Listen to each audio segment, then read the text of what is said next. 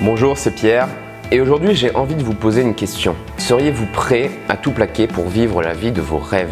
Dans les prochaines minutes, je vais vous révéler comment franchir le pas et vivre la vie de ses rêves et vous donner un plan d'action étape par étape pour trouver votre voie.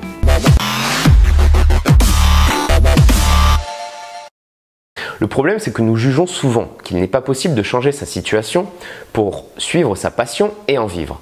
Comme par exemple faire le tour du monde, ou créer un commerce en ligne, ou vous mettre au piano par exemple.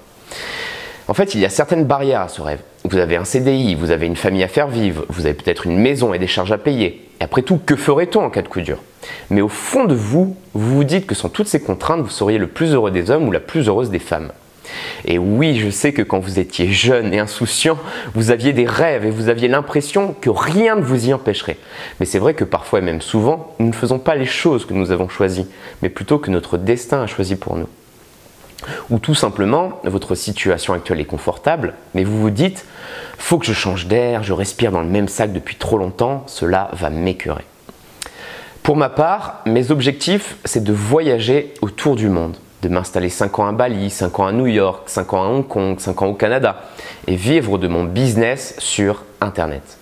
Et pourtant, on m'a souvent rabâché que ce n'était pas possible, que peut-être j'étais trop confiant ou bien pas assez diplômé pour vivre une telle vie.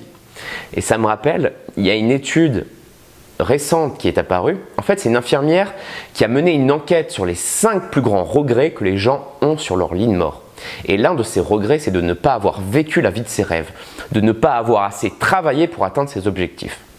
Et vous vous dites sûrement, il est bien gentil ce petit jeune qui parle à sa caméra, parce que tout plaquer pour vivre la vie de ses rêves, en fait, c'est une approche qui oppose sa vie actuelle à une autre qui serait potentiellement meilleure. Et je suis persuadé qu'en quittant tout pour changer de vie, nous nous retrouvons assez vite à vouloir à nouveau tout plaquer pour rechanger.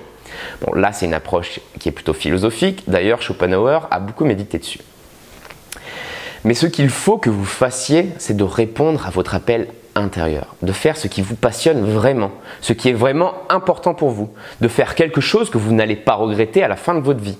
Pour faire ça, vous allez devoir sortir de votre zone de confort, prendre des risques, même peut-être financiers. Visualisez-vous un peu à 95 ans. Et imaginez-vous ce que votre futur vous dirait si vous restiez dans votre situation actuelle. Le choix que vous allez faire comporte beaucoup de sacrifices. Certes, mais en passant ce cap, vous allez découvrir une liberté, une indépendance et une créativité extraordinaires. Si vous avez pris la peine de regarder cette vidéo jusque-là, c'est que vous vous sentez concerné par ce que j'ai à vous dire. Maintenant, je veux que vous agissiez. Je vais vous donner un plan d'action et à chaque étape, vous pouvez mettre cette vidéo en pause. La première étape, c'est de faire la liste des sujets qui vous passionnent, de ce que vous aimeriez faire tout le reste de votre vie. Si vous ne savez pas ce qui vous passionne, réfléchissez à la chose que vous faites le plus souvent sans compter le temps que vous y passez. La deuxième étape, c'est imaginer comment vous pourriez gagner de l'argent grâce à cette activité. Si vous aimez cuisiner par exemple, vous pourriez ouvrir un restaurant ou vendre des recettes de cuisine sur Internet. La troisième étape, c'est faire la liste des choses qui vous empêchent de faire cette activité. Enfants, impôts, maison. La quatrième étape, c'est demandez-vous les solutions que vous pourriez envisager pour dépasser ces obstacles. Vous marier un entrepreneur riche, braquer une banque, quitter votre boulot en rupture conventionnelle ou prendre un job à mi-temps, etc. Qu'est-ce qui vous servirait de parachute en cas de coup dur? Ça, c'est la question.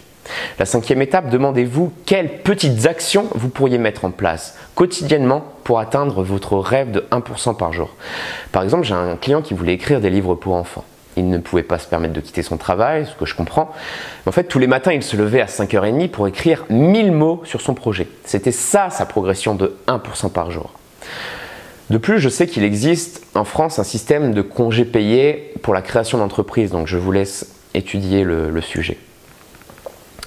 Dans une prochaine vidéo, on apprendra à vivre sans filet, c'est-à-dire à vous faire confiance et à faire confiance à votre environnement et à apprendre à sortir de votre cocon.